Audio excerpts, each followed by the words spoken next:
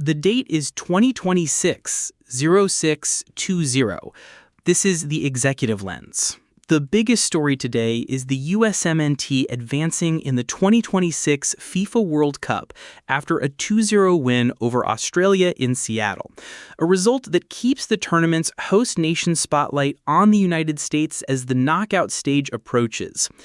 ESPN reported that the USMNT shook off the absence of Christian Pulisic and beat Australia 2-0 on Friday to clinch a place in the World Cup knockout rounds.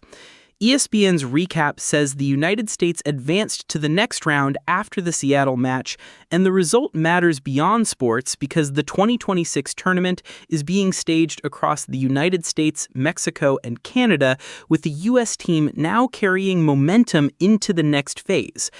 The significance for the broader public is not just the scoreline.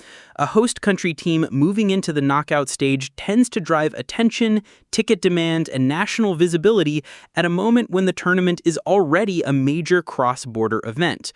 ESPN's match schedule coverage shows the competition is still in its early stages, which means the U.S. result will shape the next few days of coverage and fan interest as the bracket develops. In the background, the more consequential policy story remains the Iran file. Live updates from Fox News Digital reported that Iran said it is closing the Strait of Hormuz again as Hezbollah and Israel trade attacks, while the same live coverage said U.S.-Iran talks in Switzerland were postponed. Fox News Digital also reported that President Donald Trump pushed back on claims that Iran is better off after the war, writing on Truth Social that Operation Epic Fury has diminished Iran. That combination of developments matters because the Strait of Hormuz is a critical energy choke point, and any claim of renewed closure raises immediate questions for shipping, insurance, and regional stability. The Fox News Digital live updates also said the cancellation of the Switzerland meeting was tied to fighting in Lebanon, underscoring how quickly the diplomatic track is being overtaken by events on the ground. On government actions, the White House document titled Further Adjusting the Tariff Regimes for Imports of Aluminum, Steel, and Copper into the United States remains the key official trade action in view.